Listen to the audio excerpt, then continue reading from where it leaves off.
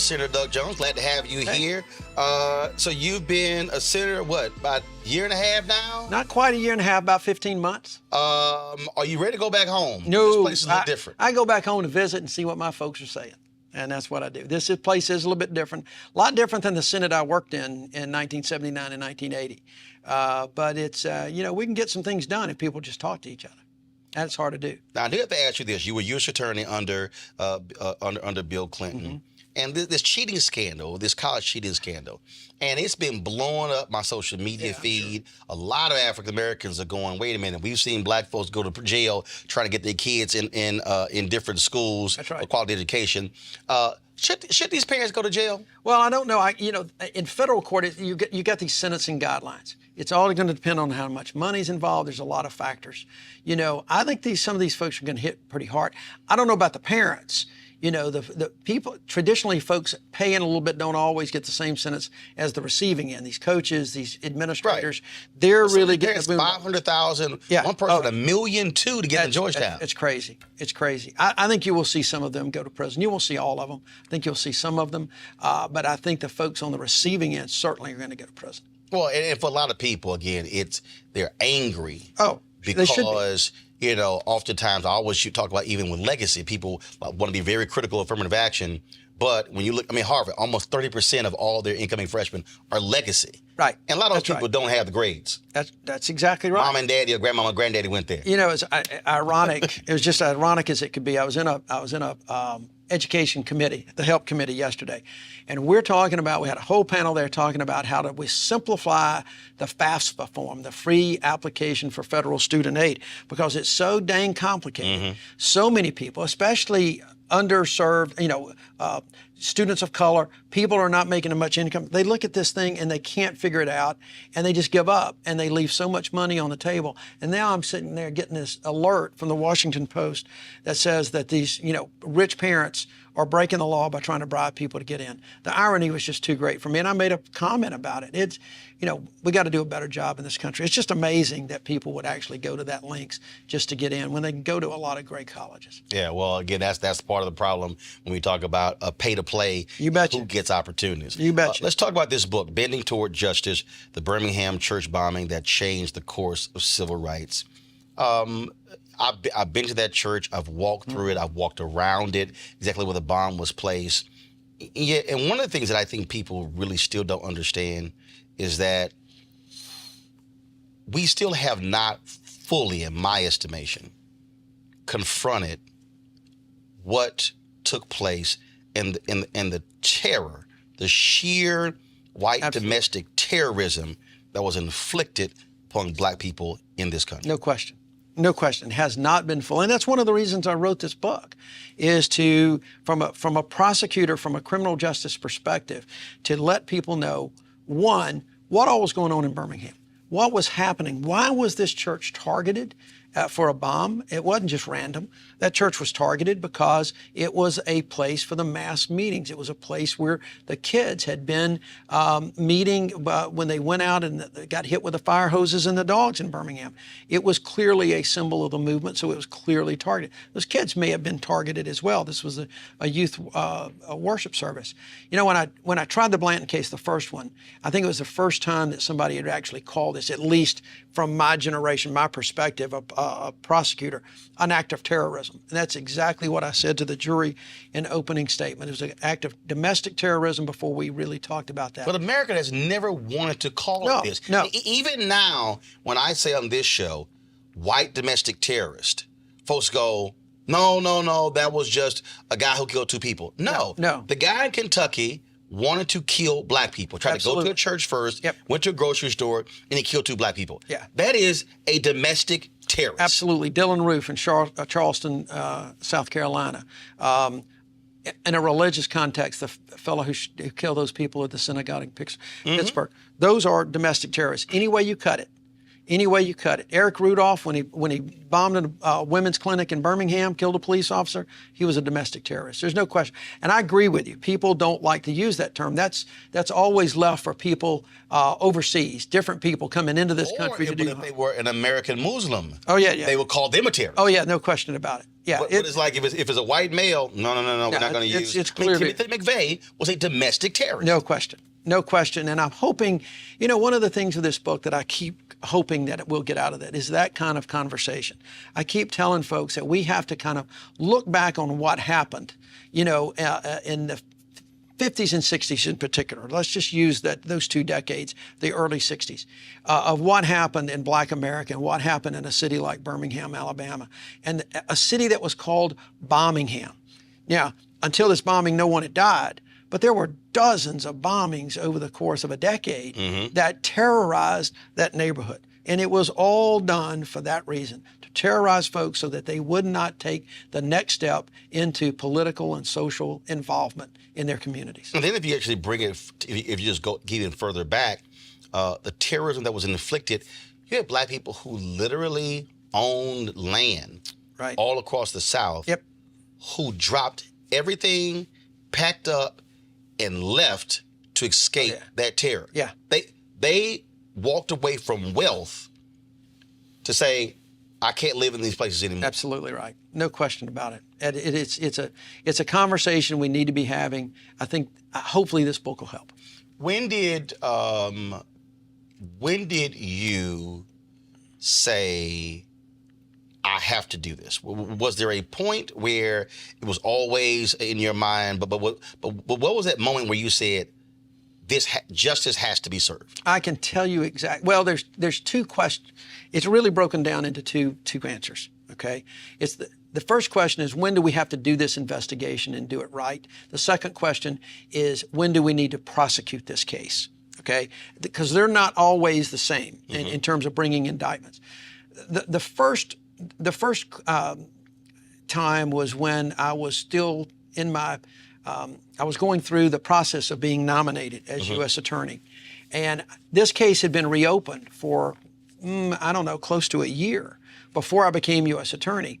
And I go out one morning, and my nomination is pending. It's not pending yet, but it's about to be. And I go out and I read where the investigation has been opened. And that's when I come in and I tell my wife. I mean, I was just, I got to tell you, I was shaking. As I talk about in this book some, I cut classes in law school to go watch the first of these trials in 1977. And I had a connection to the McNair family, whose daughter Denise was killed. And so to see this case being reopened in federal court, where I was going to be the U.S. Attorney, was just something that I can't describe the feeling, but I knew that was my case. It was new. I knew it was going to be something that was going to define me. My wife and I talked about it. And I knew at that point that we had to do everything that we could to investigate that case, because there were so many people thought that the FBI and law enforcement let them down, particularly the FBI. They really didn't. They did a phenomenal job in the 60s. But I wanted to make sure that if we couldn't prosecute the case, that I'd done everything possible, that I could look my community in the eye and say, I am sorry, but we just cannot get there as a prosecutor. The second decision was made sometime later, and that was, do we have enough that we feel comfortable we can prove these cases beyond a reasonable doubt? That was just not an aha moment. That was just something that evolved over time, and as it came in, we felt like the evidence was building. We clearly knew that we had the right people. We clearly believed that we had enough evidence. If there was one point, it was really before our tape was found. It was in the grand jury. There was a gentleman named James Lay, who was a civil defense worker, who saw Tommy Blanton and Robert Chambliss 2 weeks before the bombing, 1 o'clock outside the church. He was an elderly gentleman, very soft-spoken, the kind of witness a lawyer just loves, because juries just lean in. And I told the staff afterwards, I said, this guy's going to put us over the top. We got the indictment. Unfortunately, he had a stroke and couldn't testify in person. But those were the 2 big moments, I think. In the chapter on grand juries, this is what you said. In the summer of 1999, the federal grand jury was in full swing with a stream of old Klansmen limping, shuffling, and grumbling their way into the Hugo L. Black courthouse in Birmingham. So when you read that line, I think about how Israel brought Nazis to justice. Yep. And folks said, absolutely, that's righteous. But again, that's people in this country looking at what took place in Germany Yeah. and Israel, Yeah. tracking those folks down. Yep. I mean, and to this day, not allowing anybody to go free. But you sort of had this other view in America of, well, we're past that. Oh, yeah. Let folks live. I mean, even now, I'll tell you right now, a lot of my audience, Carolyn Bryant, the fact that she admits to lying about Emmett Till, folks are like, right. I don't care if you're 80-something years old, what you said led to him being lynched. Exactly. America likes to, let's just move on. Yeah, and we heard a lot of that, okay? We heard a lot of the fact that, Birmingham, and look, let's be candid, when you grow up in Birmingham, you live with these black and white images of fire hoses and dogs, and you don't live that down, and you don't live down the church bombing. So there is, I think, inherently a lot of people who don't like to look at their past like that, because it's really them as well as it is other people. Because a lot of people, they were still living. Oh, yeah. I mean, they were still going to church, walking amongst Birmingham. Yeah. I will tell you this, though. When we finally got these cases indicted, we did a lot of jury-focused work. We did a lot of work around the community to see what's our jury going to think about these cases. And we did community attitude surveys, extensive. We did questionnaires. We did focus groups. What we found is that overwhelmingly, white and black felt like if we had the evidence, we should go ahead and prosecute.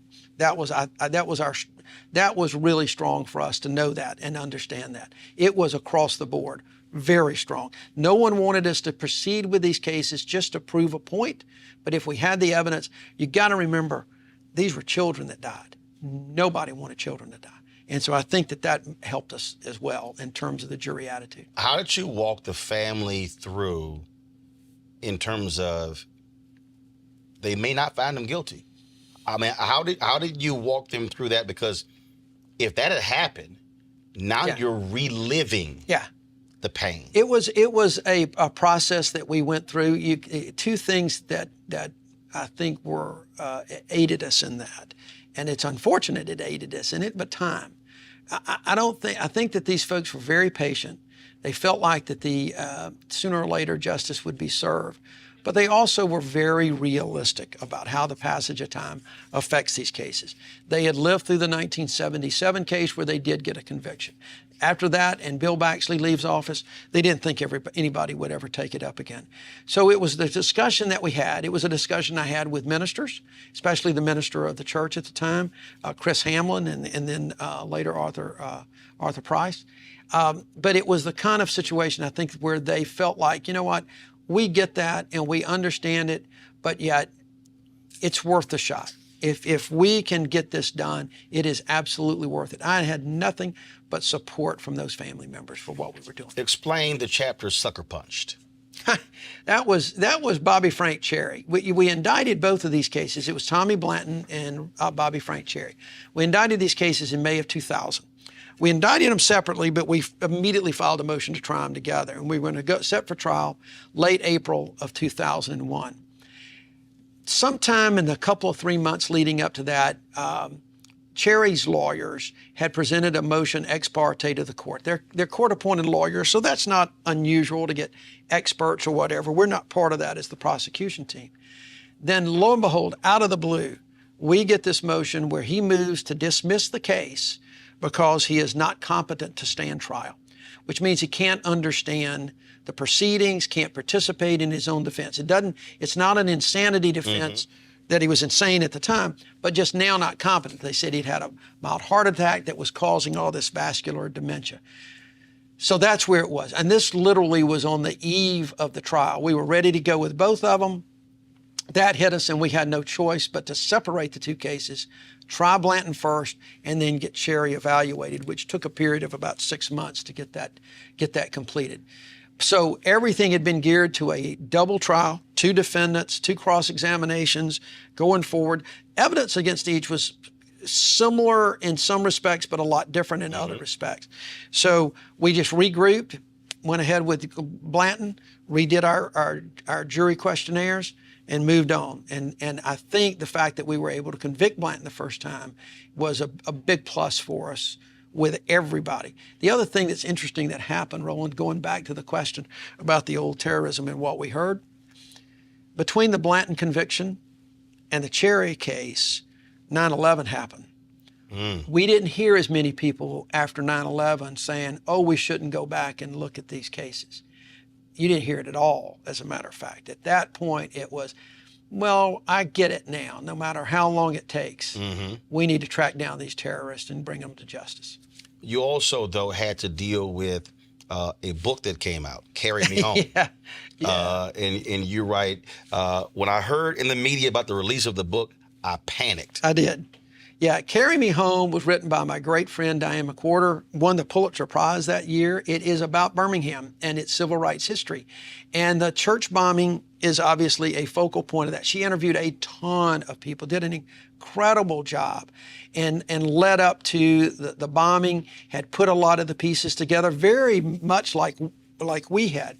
But what I was concerned about, this was a month or so before trial, I was concerned that that book would get so much publicity, people would read that book, that it in fact would infect the jury pool, and that all of a sudden we would not be able to get a fair trial in Birmingham with a fair jury and a change of venue, and we'd end up in Mobile or Huntsville or somewhere else. And so, yeah, I panicked. I called Diane, said, can you hold publication? And after, now I know why, after dealing with my publishers on this, she said, I can't do that. Fortunately, that book is about yay thick, and nobody could finish it by the time we started that first trial. So it all worked out good. So a long, thick book helped. A long, thick book. It was a really, it's a great resource. It's a great book, and it really documents so much of the personalities in Birmingham and what was leading up to the church bombing. Very similar to the way we had put these cases together. So take me through what goes through the prosecutor's mind as you're waiting for that first jury verdict. Well, the Blanton case, the closing arguments really took a lot out of you. I mean, it was an emotional case. Now, we had some light moments in there, as you always do in trials, but it was a really emotional case. We started that trial on a day that one of those girls, it was her birthday, Carol Robertson, would have been 51 years old. That's a really dramatic moment in courtroom, having her mom testify about her daughter's death on a day that she'd have been 51 years old. She died when she was 14. And so you go and you're just exhausted, and we just kind of wait. And so at that point, we felt like the jury would be out for some time. The evidence was just, even though we had a tape recording of Blanton, we felt like that they would really go through and spend a lot of time. 2.5 hours later, we get a call, and the judge says, I'm going to let the jury go. Now, they were sequestered. Both of these juries were sequestered. So he asked us to come back, and I got back over there. And by the time I get to the security, my phone rings, and it's my co-counsel, Jeff Wallace. And Jeff says, where are you? You need to get in here. I said, I'm coming. No big deal. I just thought he was gone for the day, and I was just kind of chilled. I knew this. I knew we had done everything that we could. Well, when I get in there, he says, we got a verdict. That's when I panicked. I didn't think a quick verdict would be good for us.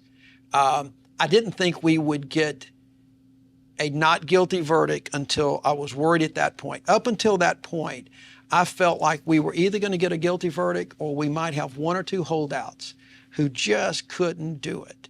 And we'd get a hung jury, and we'd have to regroup and try to do it again. But after only a couple of hours, I'm thinking, oh my God, that's just not a good sign. And he laughs. He says he thinks all the blood just drained my feet. And I was as nervous as I could be until the court reporter looked over. Court reporters and bailiffs have a way of knowing what's going on. And she says, it's okay, Doug. And I just relaxed. But I will tell you this. Listening to that jury foreman, it's a black female, probably 50 years old. We had 4 verdicts on each of the girls for murder. And we used 1963 law. So the jury under 1963 law not only gave a verdict of guilty or not guilty, but if it's guilty verdict, they also fixed punishment, which at that point for murder in the first degree was only life in prison. We did not try, the death penalty law at that time was probably unconstitutional. Not that we would have done it anyway, to be honest with you. But she read, we the jury find the defendant Tommy Blanton guilty of murder in the first degree and set punishment life in prison. By the time she got to the fourth verdict, she could barely speak. She was so emotional. Everybody was so emotional with those verdicts. She just basically said, "We, the jury, Blanton, guilty, murder in the first, life." And that's about, and everybody was just, it was just such a relief. Cherry, we felt pretty good about. That jury stayed out about 6 hours. Same thing. We didn't feel like that we would get a not guilty verdict. He had made too many admissions, and we felt pretty good all the way going in on that. And once a verdict came in, I felt very good that the verdict was going to be guilty. Again, we worry about the mistrial. Mm-hmm. There'd been so much publicity about his dementia and other issues. You just don't know how it would affect. And so, when you had that moment with the family, Mm-hmm. what did you say to them? I don't know if we said anything. I think the only thing was from them saying thank you. You know, there is a great picture that a friend of mine took of me leaning down to Mrs. Robertson after like the closing arguments. She was not there in the courtroom, and I just turned her to Chris McNair, you know, who's a great friend, been friends for a long time, and he just smiled, and I just smiled. When we think about even these cases today, when I think about Myrlie Evers, Myrlie Evers Williams, and Byron Della Beckwith, Yep. when I think about that reaction from her outside the courthouse, for so many Black families, they literally are living today with no justice. Correct.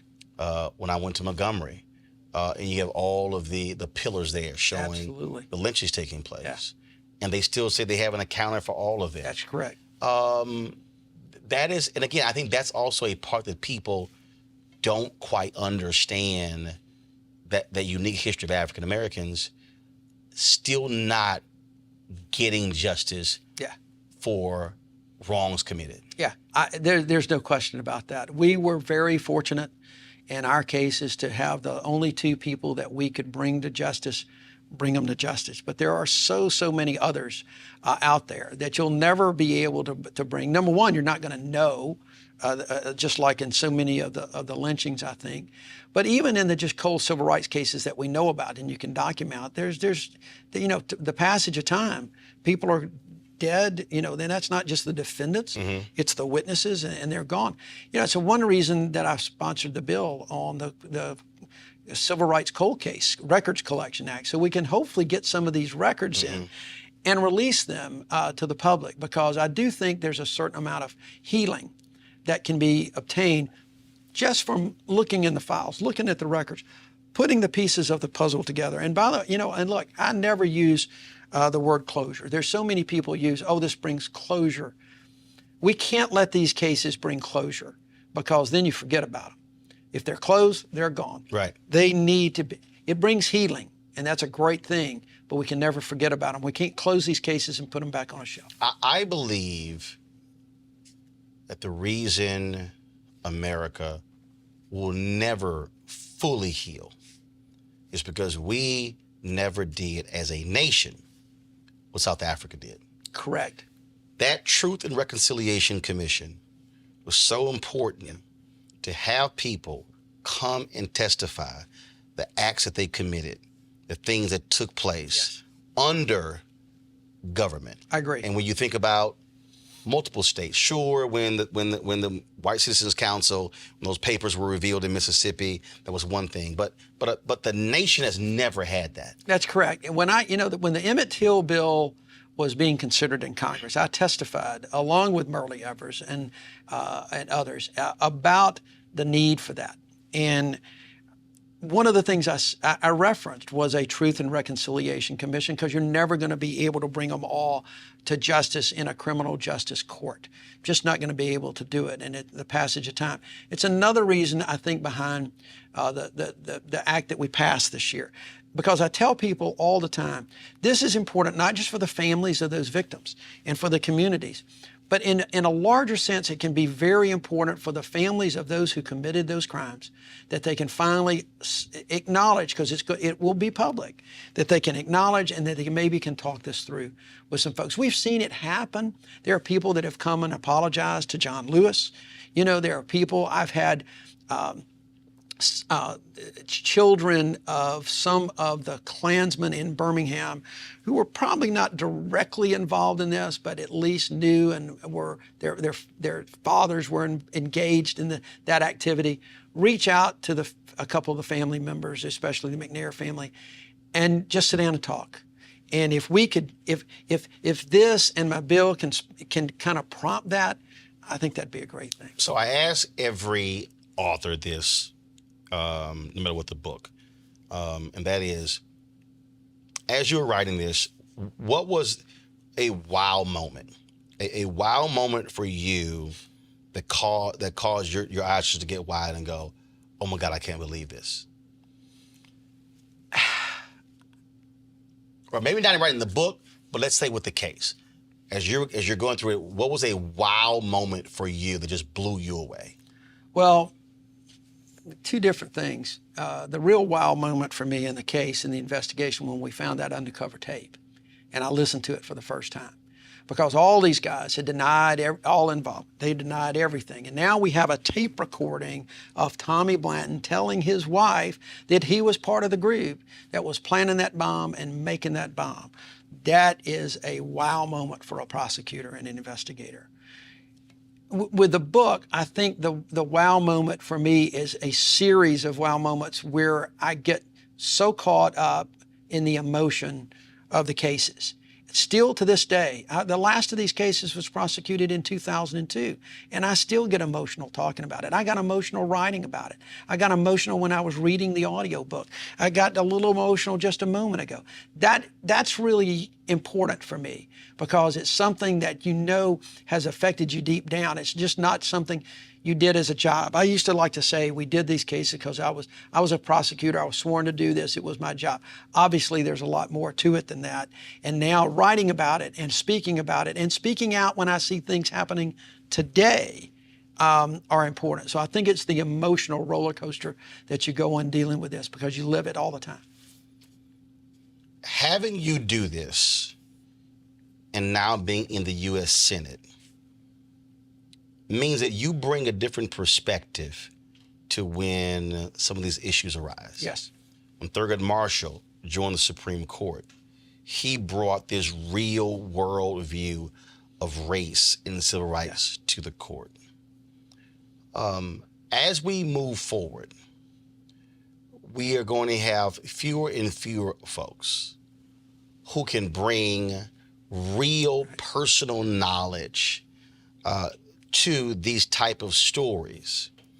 How do you think do you believe that's going to help us or hurt us, not having those first person accounts and being able for them to weigh in? You know, that's a great question, and I don't know the answer to that.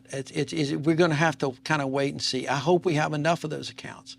Those accounts can be remembered. I'll tell you one of the things that I am hoping to do in next month. Every year, and this has not been finalized yet. We haven't got all this clear, but I'll just tell you what I'm hoping to do. Every year, someone reads George Washington's farewell address on the Senate floor. It's a really powerful address, and it's a message that I think it's important for people to hear. I'm trying to reserve some time and get some of my both Democrat and Republican colleagues to break up and let's spend some time, probably about an hour and 15 or 20 minutes, to read Dr. King's letter from a Birmingham jail. I think things like that to continue to remind people are going to be really important, because I don't think the civil rights movement is taught as well in schools as it should be. Oh, not even close. Not even close. Not even close. And if we can continue to have those dialogues, I think it's going to be a challenge for America to continue to have those voices when people like John Lewis and Andrew Young and Joseph Lauer and those folks are gone. I think it's going to be hard, because I have found that unless you lived it, unless you were there, you don't have the same feeling. I'll tell you an interesting example of that.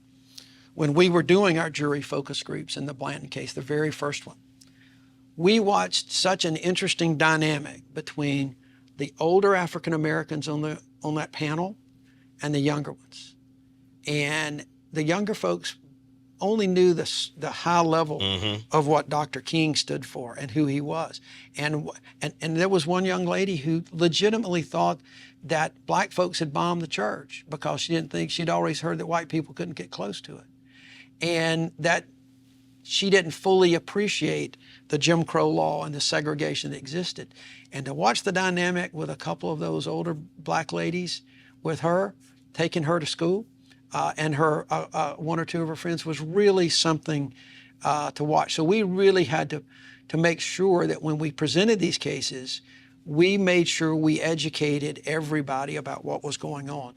But I think it's a challenge. I think it's going to be a real challenge. And see, for me, I think that's also what bothers me every year with Selma. I was there for Selma 50, and what bothered me was this idea that it was a field trip. Yeah. That you had these people who were coming down, and okay, sure, we were commemorating this event, and folks talking about, what it meant. But you had many of those Republicans who will come back to D.C. and will vote against the very things they were marching for. There's no question. When I was in Selma this year, and I understand, about 100 members came through, and, many of them, they have great admiration for Congressman John Lewis. And I said, because we were actually at the community college there in the Hank Sanders technology building, and I said, they should be at these workshops. Yeah. I said, not just taking pictures, not just what I said, but listening to the very people who are still here and the very issues that they were talking about in 1964 and 65, Selma is still dealing with today. You betcha. And it's particularly true of voting rights acts. Voting rights. They're particularly true of voting rights. I've been criticized a fair amount by some folks back in Alabama because on one of the talk shows recently, I talked about the fact that I believe the Republican state legislators and governors and all are making a conscious effort to deny people the right to vote, absolutely, access to the ballot box.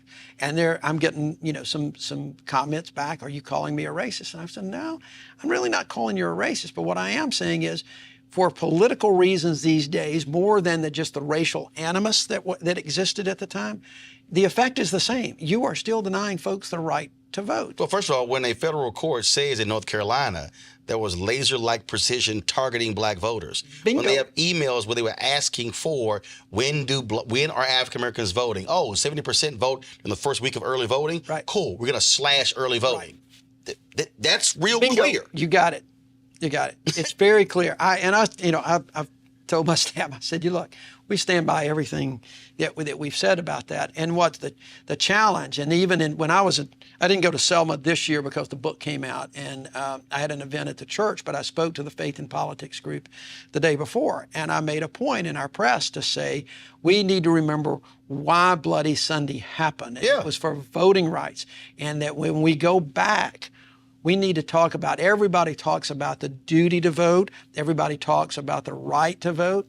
And I said, we need to give, if we really think that it's everyone's duty to vote as well as their right, we ought to give them the best opportunity to exercise that duty as we possibly can. But you have HR 1, where Mitch McConnell, absolutely not. We're not going to vote on this. Power grab, says it was a power grab. Wait a minute, but I thought you believe in voting. Yeah. And I've kind of turned that a couple times. I've been asked about that, and I said, no, the power grab is for those who are trying to deny access. They are grabbing hold to the power that they have, trying to hang on to it, clearly. Well, I think absolutely. I think what we are seeing, because I look at Maine, where a few years ago the voters said we want same-day voting in Maine. Republican legislature comes along and gets rid of it. The voters go, I'm sorry, who told you to do this? Right. It gets put back on the ballot in the next election. 65% of the state passes it. The voters said, okay, we just told you. Right. We just told you. But to me, it's also no different than, I think, the Medicaid expansion in Utah. Yeah. The voters said, right, we want this. The legislature came back and said, no. Yeah, no. purely political. Purely political. The good thing is that we get at least people talking about Medicaid expansion. They're talking about it in my state for the first time now. We're talking about it. We're talking about 7 years too late. But if we're talking about it, we may make it happen. I've got another bill working on that too. That's my big issue. Last question I want to ask you about that, because when I go back to 84 and 88, no, I'm going to go back before that. When LBJ launched the war on poverty, he didn't go to the Delta. He didn't go to Alabama. Right. He went to Appalachia, West Virginia. Correct. When Bobby Kennedy went to the Delta, but he also went to Appalachia. Yep. When Reverend Jackson ran for president in 84, Right. 88, he went to Appalachia. Yep. He went to Iowa. You have a 2020 election. What should these candidates be saying specifically to poor white people? That your issues are the same as the issues in the Black Belt of Alabama. You've got pre-existing conditions. You've got health care issues. You've got workforce development issues. You are going to lose your job if you don't have a hospital, because guess what? Nobody's coming to give you a job if that hospital closes down here. And those Medicaid dollars that you're paying for, that you pay, are going to some other state right now. And those Medicaid dollars prop up your health care. We've got to make sure that folks understand, and this is what I've preached so much, that we have so much more in common, but we've used the other issues to divide us, and that's all some people want to talk about. I think we can go into those communities, and that's what I intend to do, and talk about those very issues and say, this is what we need. You need to be focusing on your kitchen table issues. And I mean, for me, I mean being very deliberate. Oh, absolutely. So when Democrats are deliberate in talking to black people, my deal is like, no, be deliberate and say, listen up, white voters. Yes, absolutely. There's no question. Folks, you got to go into those communities, have the town halls, do the same thing, say the same thing. I think that's the problem that so many people have. They tailor their comments to the audience, and they kind of tend to say what they think that audience wants to hear. But the fact of the matter is that audience knows, that audience in a white rural Alabama knows they got health care issues. They know that they're not making the income that they should be making. They've got a job, but they're not making the income, and that they may make above the poverty, just above the poverty. They don't qualify for Medicaid unless we expand for Medicaid. I think there's an education part of that in a respectful way, and also a listening part, because I think more of public officials, whether it's in the House or the Senate, need to really, really listen to their constituents, not just the top lines, not just the social media, but just listen to what they're really saying. I also think, and trust me, I'm paying attention, who is going to be so middle class, without realizing everybody is not in the middle class. Correct. Because that drove me crazy in 2016 and then 2012. And also when you have these town halls and these debates, the moderators, that's not their experience. Yeah. And so many of them are living in the 1% and not willing to ask those questions, Yeah. which is why public education never comes up, because their kids go to private school. You betcha. And the fact is, what could be the middle class has shrunk tremendously. We need to pull people into that, what would be the middle class. I mean, they're not there yet. They're not there now. The book is called Bending Toward Justice, the Birmingham Church Bombing That Changed the Course of Civil Rights, by, of course, Senator Doug Jones. Senator, we appreciate it. Thanks a bunch. My pleasure. Thank you for having me.